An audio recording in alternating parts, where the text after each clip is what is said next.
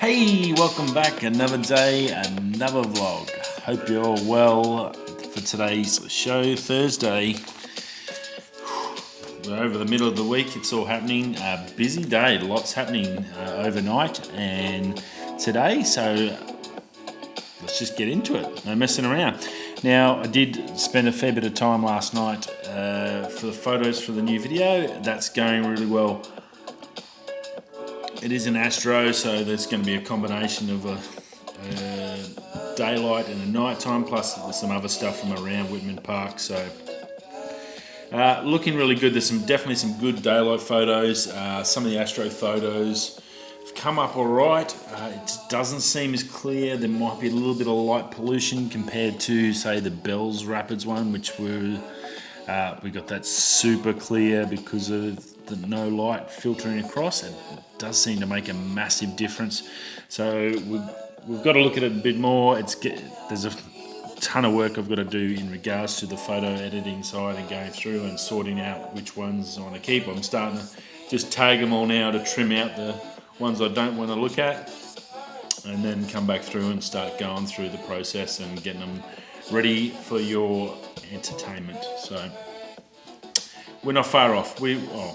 Probably another night. I did a little bit of it. I only had like a midnight run last night. I didn't do a 2 in the morning, 3 in the morning job. I'll probably spend a bit more time tonight and smash out as much as I can. So see how we go. But it's looking okay. It's pretty good at the moment. And then just got to then sort out the video and go from there. I'm a bit concerned for some reason. I don't know if I've got enough video. You don't look at something for a couple of weeks. You go, have I got enough? And I'm pretty sure I'm good at now recording as much as I possibly can and getting stuff. That's the only concern I have. I've got 3 videos there. Hopefully that's enough in there. I thought I'd recorded a bit more with the GoPro, but maybe I didn't. Memories, I'm getting older. The memory's probably not as good as it used to be. But it's looking okay at the moment. Rightio, let's get into this news. Heaps happening today. Start off with a big boy. Apple has released a new phone overnight. No fanfare, no emails, no nothing. I did see it late last night. There was a rumour come through on, I think, Instagram. MKBH had dropped the release for the SE. He seemed to be the first one to get it because when I got up this morning, there was a shit ton of stuff all over YouTube about it. Apple had chucked it up on their website. It wasn't there last night. But yeah, it's out, and it's basically what we've been talking about. iPhone 8 rehashed with a new chip in it. And there's pretty much not much else other than that. It does have the wireless charging in it, which is now good, so that's good.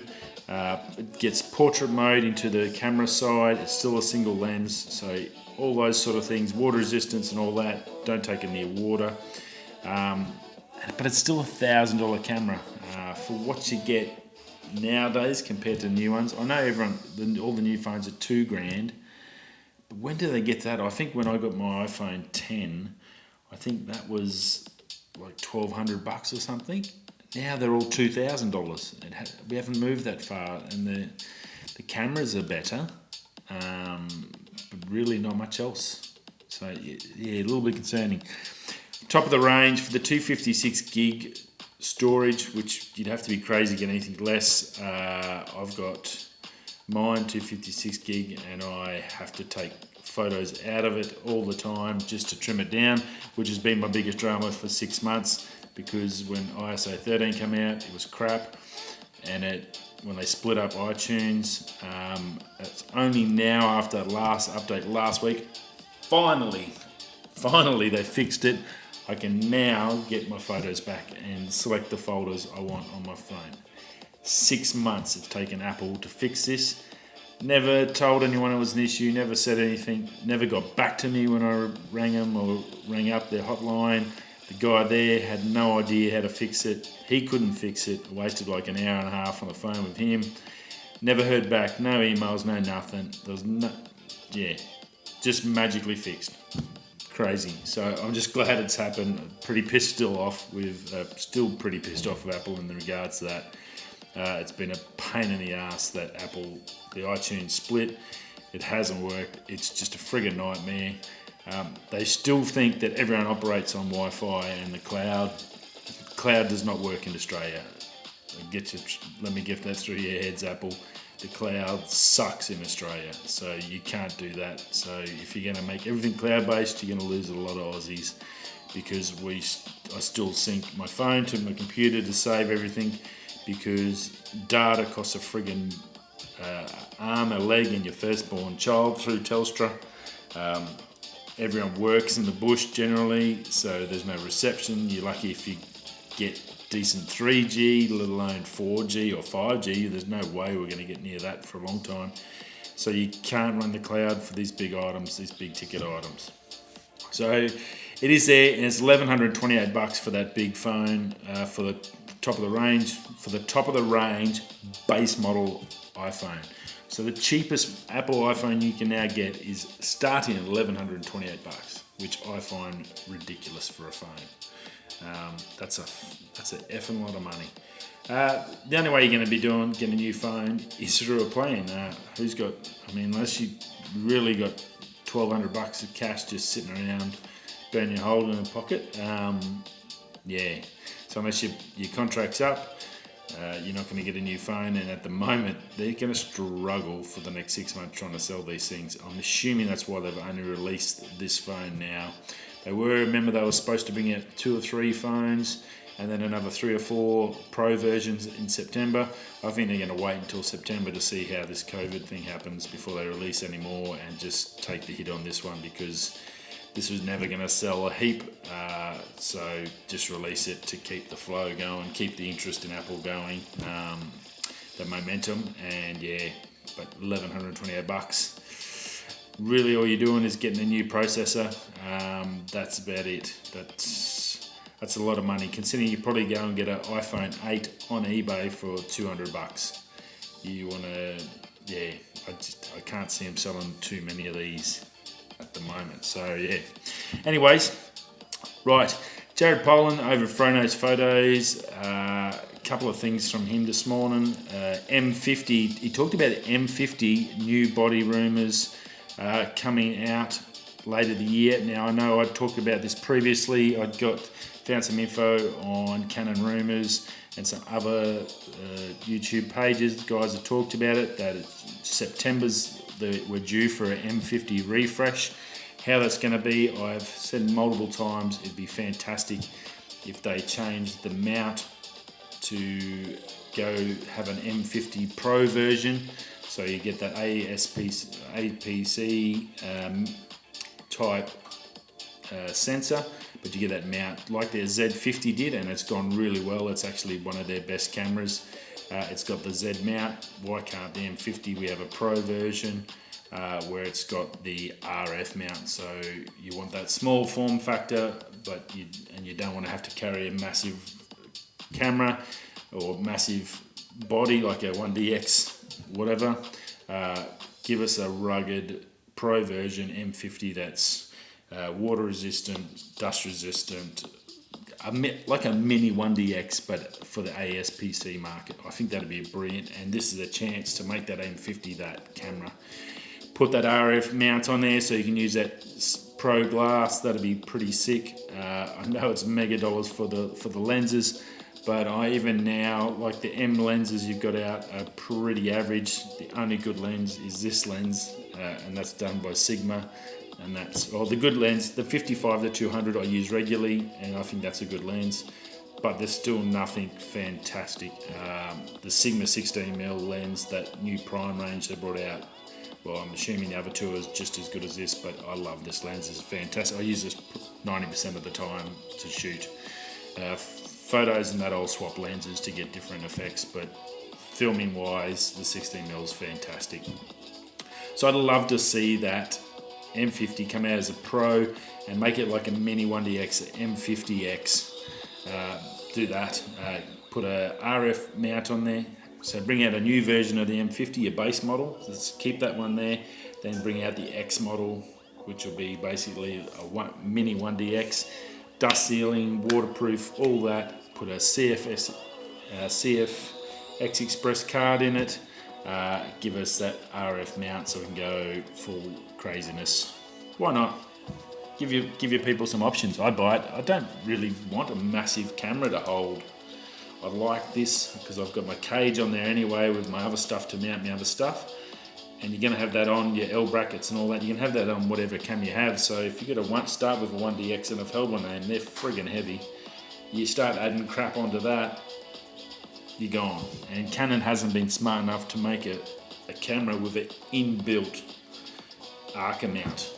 That's what I'd love to see. Why can't you make the base of the camera grooved so the camera can just go straight onto an Arca mount? Make the side and the base with a taper, a metal taper, and then you don't need any mounts or any brackets, so you can put your camera straight in any tripod without anything. That would be brilliant. Yeah, I just thought of that. I actually don't mind the sound of that, but I don't think that's going to happen. So he's saying that out there, so he might have some new information, so that's great to see. We're talking about that. Also, what I was meant to get on, that's probably only supposed to be a little bit shorter, but I do love my M50. Canon, the new cloud-based service, image.com, went live on the 14th, again with no fanfare, nothing, not really much come out. I had to go hunt it down to find it. You can download the app from the App Store on iOS, on Apple devices. I've got that on there. I had to play with it. It's a little bit confusing to get it set up, but I do have it set up. So that was pretty cool. I've got that there. It'll basically set it up so it'll download from your device.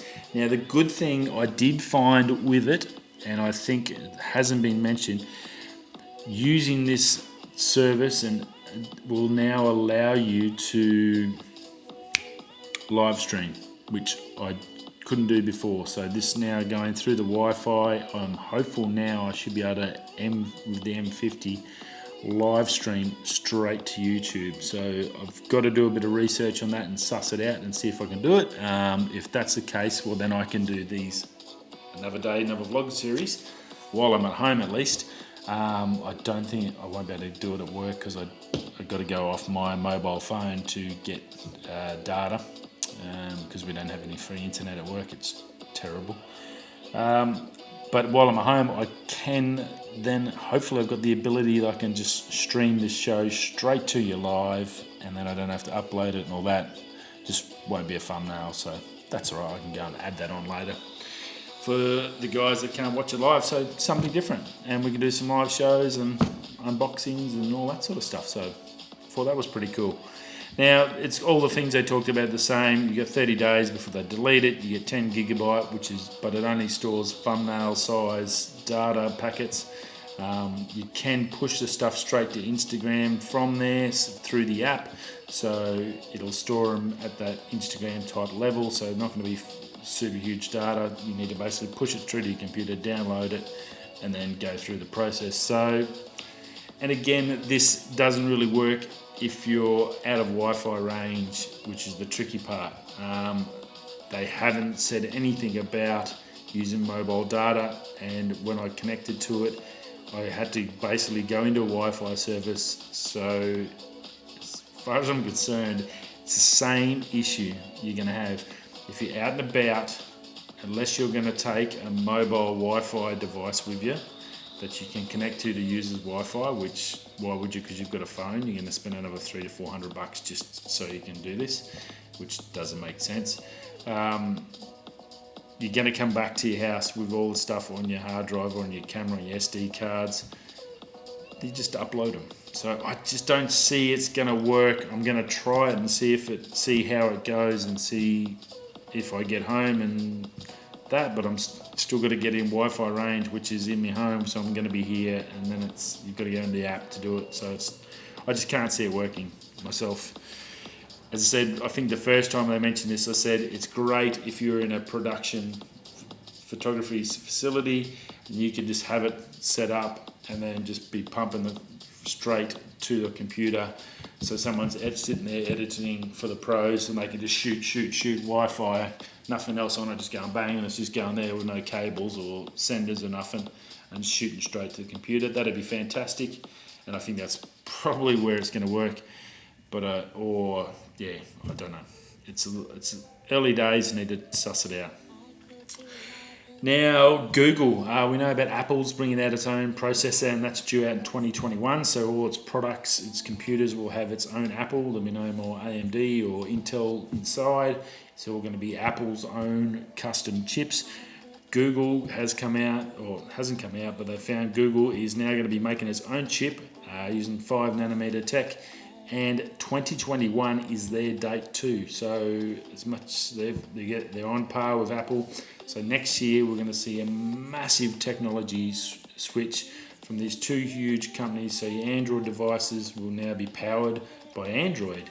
There'll be no more Snapdragon or Qualcomm or anything like that. That's all those devices will now be powered by Android or by Google. And Apple laptops and everything will all be run by Apple. So it's going to be huge, that big changeover, how that's going to work, how that's going to affect those other companies, the Intels, the AMDs, the Qualcomms and stuff like that. We'll see as of next year whether they are going to be making these chips for them under their designs. That's possible. Don't know 100%, but yeah, Google has basically come forward, or they found out Google's happening. That was leaked today, so very, very interesting. New Nintendo Switch is being leaked, and there's an update software for the current Nintendo, and it was leaked in there that there's a new unit coming out.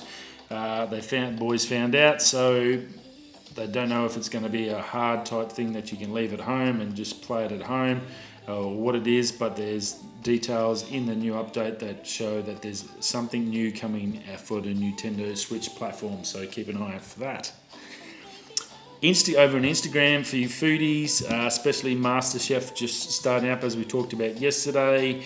There's food bloggers and stuff like that out there that do a lot of their work and rely on a lot of kickbacks and stuff like that to run, and food writers, and it's really, really important. It's good to get a good review before you go somewhere and spend $100 on Tucker.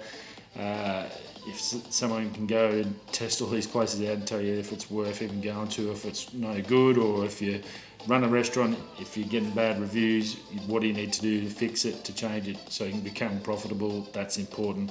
Well, Instagram is making food stickers. So basically, when your bloggers come along and take a photo of their food, put in there from Joe Blogs Hot Chip Shop, hashtag Joe Blogs Hot Chip, blah blah blah. Work for me, baby. Get that in there. Then what they can do, that shop can then add a sticker to it, which will link directly to that item at the shop's website, so you can order it online or go straight to that in the menu, stuff like that. So it's going to be really good. I think that's probably a pretty cool idea from Instagram. It'll also give the food bloggers and the critics and writers a way to, I guess, show to their customers that they are, I guess, giving some value to their service. And yeah, I guess that way maybe make some money and keep their living going. So that's really cool. So check out, that'll be coming out soon. No dates as such, but I'd say it won't be too far away. It's a pretty good idea. I think it'll work out really well. Motorola, just a huge day today. Sorry guys, I'll try and get through it all. Motorola Edge flagship phone is coming on April the 22nd. They have announced. That's pretty much all. It's going to be called the Edge. So obviously waterfall edges, something along those lines, how they're going to do it. But it's going to have to compete against the OnePlus Pro, which was yesterday, the Folds, the iPhone 11 Pros, and all that sort of top of the range, Pixel 4s and 5s and all that sort of stuff. If they're saying it's a flagship, it's going to be a $2,000 camera. What they're going to do, I thought the Flip was sort of their flagship, obviously not. They obviously had something else in mind, so it'll be very interesting to see what they come up with the next 22nd. That will be releasing, so that's not far away. What have we got? 6 days before we get that, so that should be cool. Now, over to COVID, just a bit of an update. There's a couple of things I want to talk about there. Human trials in Australia starting for a vaccine for COVID-19. That's pretty positive, so that's a good one to get out and let you know. There's a company called Nucleus Network. They have a Facebook page if you want to sign up to go and be in these trials. Brisbane and Melbourne, they're going to be classing them. They're going to be starting off with super healthy people, test these vaccines, and then they move on. These are the processes that take anywhere up to 6 to 12 months to happen. So we're getting closer to shortlisting. There's, I think, 2 or 3 different ones they're trialling all across the world. Now we go into the human trials. That's not a wham bam slink, thank you ma'am sort of a process. It takes anywhere from a month to, I think the first stage was like a month, couple of weeks, and then a month, and then 5 months, and then a year, and then they do 5-year ones and all sorts of stuff going into it. But it's really positive, and it's good to sort of know that there's things like this are happening behind the scenes. You probably don't hear about on the news. You're probably hearing the negative side of things. It's great to see these guys are happening, and in here in Australia we're doing our little bit to help out, and so good luck. Hope those trials go really well. And then let's look at the bad side of it. Trump is halting funding of the World Health Organization. So he's told his people that the USA will not be dumping their money into it. That's a huge amount of cash, I can only imagine. Until an inquiry is done on how they have dealt with COVID-19. He thinks they have done something wrong, I'm assuming. He's not happy with what they've done or how they reported it or whatever they did. There's something in that. If he's going to be shutting down their money flow, for whatever reason, that's going to be huge for them. It means repercussions worldwide. So it's going to be really interesting to look at that.